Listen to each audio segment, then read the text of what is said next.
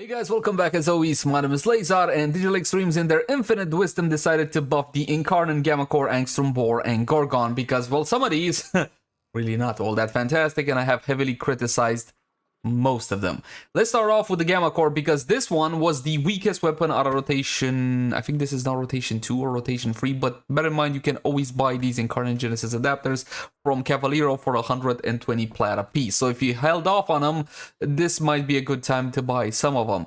Now these changes make a whole lot of difference in some weapons cases and not so much in others. Speaking about not so much, let's talk about the Gammacor. This was the worst weapon and still is the worst weapon out of this rotation. It doesn't mean it's a bad weapon per se, it's just weaker compared to the rest of them. So take a look at the damage increase. We're talking about 800 instead of 760. We're just going to be taking into account the changes for the Sinoid because that's the more powerful version. So they added 5%. What did you do? You added like 5%. Thanks, 5%. Jesus. It's base damage, right? So when it comes to base damage, it's gonna matter a whole lot for the end result. More importantly, they increase the transmutation gauge speed to twice as fast. So essentially, it's gonna be a whole lot easier for you to charge the weapon and get into Incarnon form where everybody wants to live. Next, they buffed all of the evolution perks talent. So perk 1, critical parallel, from 6% to 10%.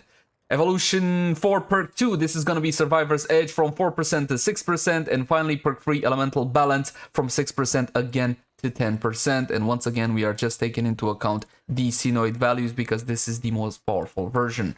And that's it. I looked at the bug fixes. There's a lot of bug fixes which I'm not going to be going over, but if that's all that is, don't get me wrong, the Incarnon Gammacor can kill stuff, but so can a whole lot of other weapons. It's still the weakest weapon out of this rotation. Next, we're going to be talking about the Angstrum, and this was good from the get-go. It had one major problem, however. A whole lot of users were complaining about the fact that, listen, man, I gotta get headshots to charge this weapon with the goddamn rocket. With the projectile, I gotta make contact between it and a target's head, and for me, you know what? That's a bit too much. And thankfully, they listened and they changed that.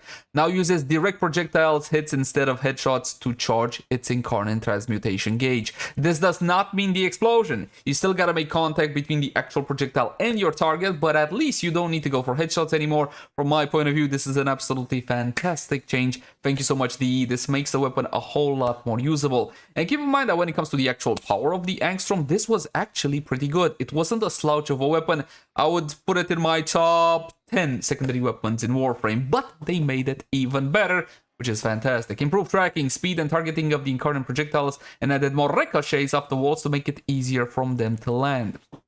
Here's the thing. After 2 contact points, the projectile would disappear. And now we're going to be testing it to see exactly how many times it can bounce before the projectile disappears. Increases the critical chance bonus from evolution 4 perk 1 from 6% to 10%, and again we're just going to be talking about the Prisma, not anything else because that's the most powerful version. Increases the critical and status chance bonus of evolution 4 perk 2 Survivor's Edge from 4% to 6%. Fixed being unable to reload Prisma Angstrum after switching to Incarnon form. I never experienced that. And fixed Angstrum's Incarnon form altering the ammo pool of a damn it, they caught this one as well. See, that's what happens when you guys tell them about these things. Stop telling them. Stop telling them, because this was actually used. It doesn't matter anymore. It's gone. So, before we get to the Boar and the Gorgon, we're going to switch over to the actual game. And we're going to be testing out that charging feature. Ooh, and I'm so excited for this one. Honestly, the Angstrum was great. I kind of been using it consistently ever since the everything. And we're going to be testing it out. Like, so if you want the full explanation on the build guide, hey, why this, why not that? Look at the cards right now for a full and detailed build guide. And since I'm on the subject, none of the builds actually changed. Maybe for the Gorgon 1 mod, yes? But the builds remain the same. It just they're better now. It's as simple as that. And yes, I'm all giddy for weapons. So normally you'd have to go headshots. What if I get body shot? Oh, yeah. Oh, yeah, definitely. Guys, that's like a gazillion times easier. Abso-freaking-lutely. Oh, yes. Oh yes, definitely. Okay, so the one issue that this weapon had from my subjective point of view was that charge. I've seen, again, a whole lot of Tenno complain about it. Listen, man, it's too difficult. You're asking too much of me, and I can't be arsed considering all the other options that I can go for. But now with that fixed, and those small buffs to Evolution 4, to all of the Evolutions 4, definitely, man. Fantastic. Fantastic changes. Love this one. Loved it before. Even better now. This is totally not a cut, and I didn't totally forget to measure how many times it bounces. It's just your guys' imagination. So, but gonna be going Incarnon form like so. Last time, after 2 contact points, it would disappear. So 1, 2. Oh, you're too fast. Frick, I need to take off projectile flight speed. 1, 2. Okay, so it still just bounces between 2 targets. It does not add a third target. No, 1, 2, and it stops. 1, 2, and it stops. But apparently, it no longer stops after hitting 2 surfaces, like it did before.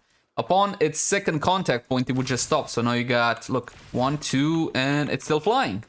After the second one, I don't know how many times, but still. There you go. That's how you ricochet. Absolutely bloody fantastic. Yeah, it's free. So they added 1 more bounce, essentially. Okay, 1, 2, 3. That's it. Alright guys, we got confirmation. It added 1 more bounce to a surface, but you're still linking to just 2 targets, quote unquote just. It's not an issue. Again, okay. Nice improved tracking there. Fantastic, beautiful, I love it.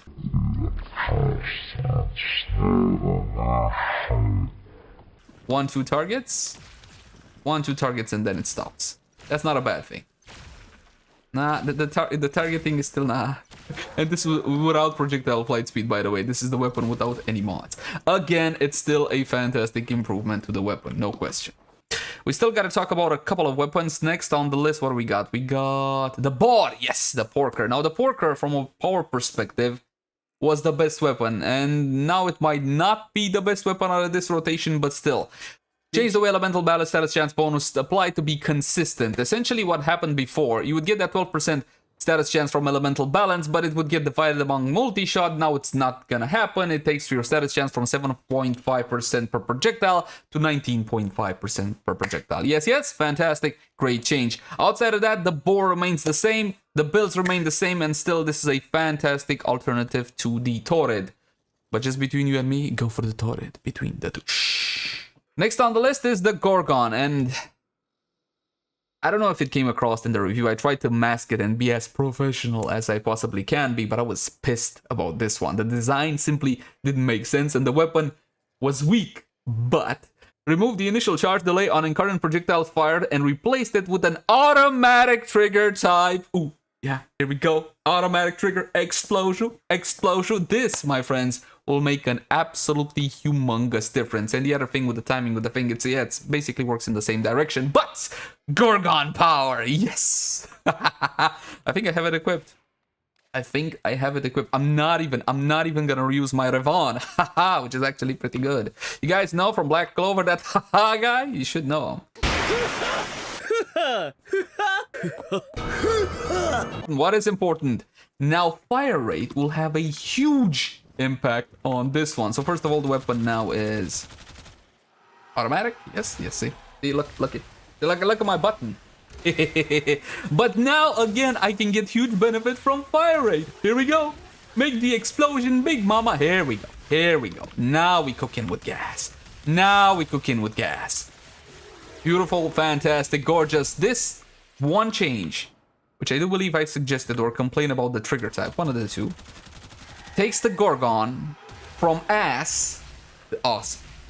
Love it, man. Fantastic change for the Gorgon. Honestly, this is all it actually needed, and now it definitely packs a punch. And it's actually fun to use in gameplay, you know? Fun weapons, Warframe, what? Yes, that's it. That's it, my friends. Fantastic changes for these. Of course, even for the... I know I kind of glanced over this one, but even for the Synoid Gammacor, those are good changes because you can charge it a whole lot faster, and they buff the evolution 4 perks across the bat, and that's fantastic. Again, it's still not the best weapon out of this rotation, but it doesn't need to be, alright? It doesn't need to be. What's important is that, or at least what I take away from this, the developer listened, they actually looked at the reviews and said, okay, fine. Perhaps a bit more power for these weapons, and that charge was super quick. As before. There you go. That's not bad. That's not bad. And yes, you can use Prime Sure-Footed to not get your ass knocked back, or use a Warframe that is immune to such things. And I do believe, my friends, that is pretty much it. As always, my name has been Leyzar. Thank you guys so much for watching. Like, favorite, share, and subscribe only if you enjoy the content. If you got any feedback for me, let me know in the comment section down below. But more importantly than the feedback for me, let me know what you think about the changes to the Incarnon weapons. I'm super excited about these because, again, it does make a whole lot of difference, especially for my favorite bullet hose style of weapon in the game. We're talking about the Prisma Gorgon. And in case you didn't get one, this is the time to get one. Okay, it doesn't change that much for the boar. It doesn't change that much for the Sinoid Gammacor. And it does change some things for the Angstrum. Definitely a whole lot more usability to be had there. But in terms of raw power and actual subjective joy, definitely go for this one. The biggest change is, without a doubt, for the Gorgon. And that's it. I'll catch you guys in the next one. And subscribe to TechSar for tech things. Bye.